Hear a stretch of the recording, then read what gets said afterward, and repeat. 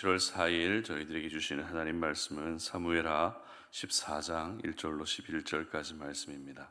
수리아의 아들 요압이 왕의 마음이 압살롬에게로 향하는 줄 알고 드고아의 사람을 보내 거기서 지혜로운 여인 하나를 데려다가 그에게 이르되 청하건대 너는 상주가 된 것처럼 상복을 입고 기름을 바르지 말고 죽은 사람을 위하여 오래 슬퍼하는 여인 같이 하고 왕께 들어가서 그에게 이러이러하게 말하라고 요압이 그의 입에 할 말을 넣어주니라.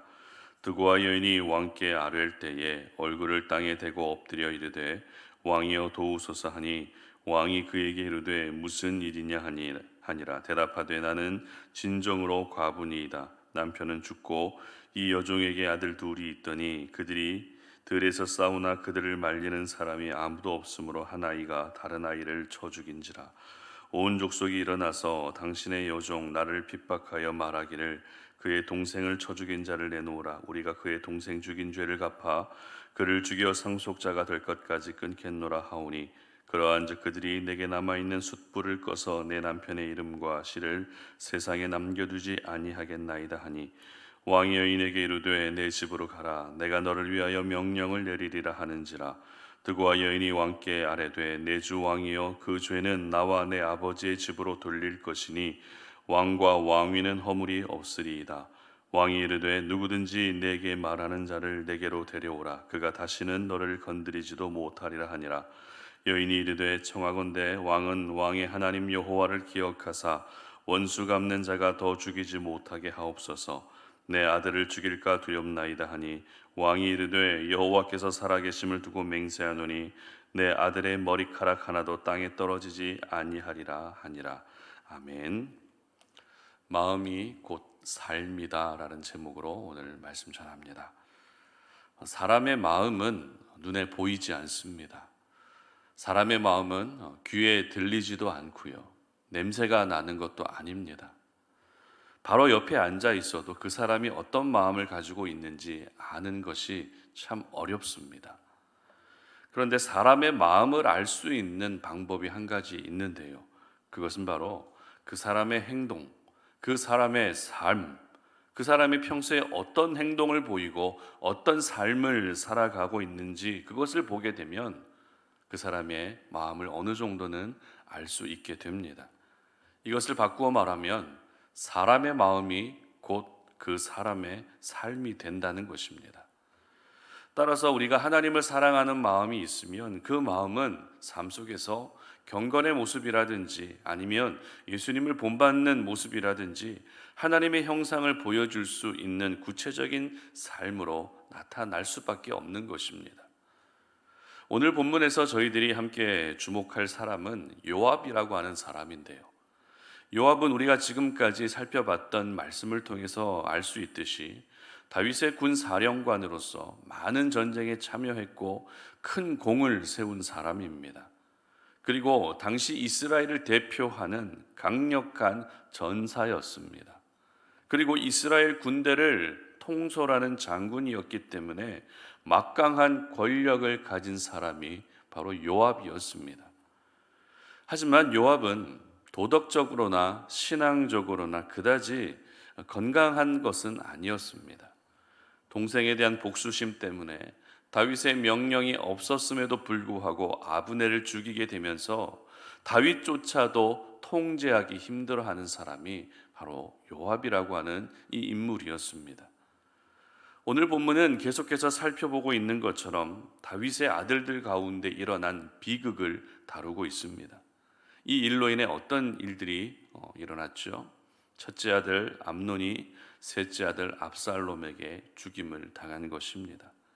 다행히 나머지 아들들은 죽지 않고 무사히 예루살렘으로 돌아올 수 있었지만 이 비극을 일으킨 셋째 아들 압살롬은 예루살렘으로 돌아오지 못하고 그술이라는 나라로 도망가게 됩니다. 참고로 이 그술이라고 하는 나라, 그술 왕 달메는 압살롬의 외할아버지였습니다. 압살롬은 이 외할아버지가 있는 곳에서 3년이라는 시간을 피해 있었던 것입니다. 이렇게 다윗과 압살롬이 떨어지는 시간이 길어지면서 다윗의 마음은 자연스럽게 그 아들 압살롬을 향하게 됩니다. 압살롬이 암논을 죽인 것도 분명 사실이지만, 그리고 그 모든 일들이 잘못된 일이지만, 그래도 압살롬이 누구입니까? 다윗의 아들이라는 것입니다. 그렇기 때문에 아버지로서 아들을 계속 미워할 수는 없었던 것이죠. 그런데 다윗의 마음이 이제 압살롬을 향하게 된 것을 누가 눈치채고 있었죠? 요압이 눈치를 채고 있었습니다. 아무래도 다윗과 오랜 시간 동안 함께 지내왔던 요압이기 때문에 그 정도 눈치는 금방 챘을 것입니다. 그리고 요압은 한 가지 계획을 세웁니다. 본문 2절과 3절 말씀 보시기 바랍니다. 드고아에 사람을 보내 거기서 지혜로운 여인 하나를 데려다가 그에게 이르되 청하건대 너는 상주가 된 것처럼 상복을 입고 기름을 바르지 말고 죽은 사람을 위하여 오래 슬퍼하는 여인같이 하고 왕께 들어가서 그에게 이러이러하게 말하라고 요압이 그의 입에 할 말을 넣어 주니라. 아멘. 그 계획에는 어떤 계획이었습니까? 바로 드고아 여인을 통해서 지금 다윗의 삶 속에서 일어나고 있는 이 모든 일들을 비유적으로 전하도록 했다는 것입니다. 형제 사이에서 죽고 죽이는 일이 일어난 것과 그로 인해 압살롬이 집으로 돌아오지 못하고 있는 상황을 마치 드고아 여인의 아들들에게 일어난 일인 것처럼 이야기하고 있었다는 것입니다. 그렇다면 요압이 이렇게까지 계획을 세워서 다윗에게 이야기를 전하도록 했던 이유가 무엇이었을까요? 그것은 바로 압살롬을 다시 예루살렘으로 데려오기 위해서였습니다.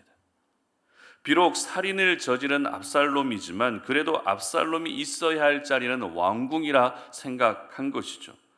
그래서 다윗이 압살롬을 왕궁으로 불러들이도록 하기 위해 이 모든 일들을 계획했던 것입니다. 누가요? 요압이 그랬다는 것입니다. 여기서 저희들은 한 가지 생각해 봐야 할 부분이 있습니다. 오늘 요압의 이 계획이 과연 옳은 계획인가 그렇지 않은가 하는 부분을 우리는 한번 생각해 볼 수 있어야 됩니다. 여러분은 어떻게 생각하십니까? 압살롬을 다시 예루살렘으로 데려오려고 하는 이 계획이 옳은 것이었을까요? 아니면 옳지 않은 것이었을까요? 사실 오늘 이 사건은 어떤 부분에 초점을 맞추는지에 따라서 강조되는 부분, 우리가 은혜로 받아들일 수 있는 부분이 달라질 수밖에 없습니다. 왜냐하면 요압의 이 계획이 좋은 결과로 나타난 부분도 있지만 좋지 않은 결과로 나타난 부분도 있기 때문입니다. 좋은 결과란 압살롬이 예루살렘으로 다시 오고 나서 다윗과 압살롬이 화해를 했다는 것입니다. 그러나 좋지 않은 결과는 압살롬이 예루살렘으로 돌아온 이 일은 결국 압살롬이 반역을 일으키는 원인이 되었기 때문입니다. 따라서 어떤 부분에 초점을 맞추느냐로 요압의 계획이 선한 것이었는지 선하지 않은 것이었는지 분명하게 우리는 나뉘어진다라는 것을 기억할 수 있어야 합니다.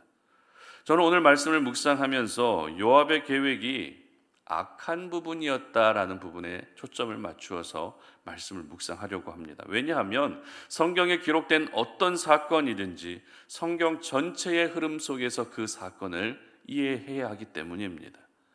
조각조각으로 하나님께서 주시는 메시지도 있지만 전체 성경의 큰 흐름과 그림 속에서 본문을 봐야 하나님에 대한 오해가 생기지 않기 때문입니다.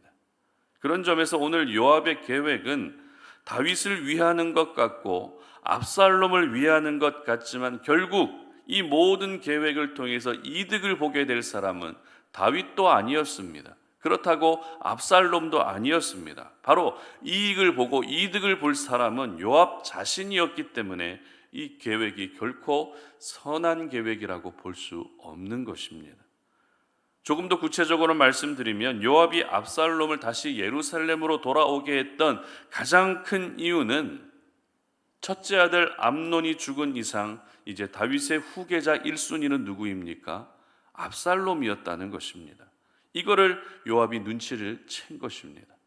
그래서 요압은 압살롬이 다시 예루살렘으로 돌아오는 일에 자신이 기여하게 된다면 압살롬이 왕이 되었을 때 분명 자기에게 어떤 혜택이 돌아오게 될 것을 미리 계산하고 있었던 것입니다. 여러분, 이와 같은 요압의 모습이 생소하지가 않습니다. 어제 살펴본 말씀에서 요나답이라고 하는 사람이 기회주의자였다라는 것을 우리가 살펴본 적이 있습니다. 요나답이 기회주의자였던 것처럼 오늘 본문에 등장하고 있는 요압도 역시 기회주의자의 모습을 보이고 있었던 것입니다. 이처럼 다윗 주변에는 틈만 나면 어떻게든지 출세하려 하고 어떻게든지 이익을 보려고 하는 사람들이 호시탐탐 기회를 노리고 있었던 것입니다. 저희들은 요압의 사람 됨됨이를 잘 알고 있습니다. 서두에서 말씀드린 것처럼 자기 감정에 치우쳐서 사람을 죽이고 왕에 대한 예의도 갖추지 않는 사람이 요압이었습니다. 그리고 기회를 봐서 성공하려 하고 결국 반역까지 일삼는, 이후에 솔로몬이 왕으로 결정되자 아도니아와 함께 반역을 일삼는 요압의 모습은 싸움으로 보게 되면 능한 용사라 할지라도 삶으로 보게 되면 절대 하나님의 용사가 아니었습니다. 요압은 그저 자신의 성공에만 눈이 멀어 있는 사람이었습니다.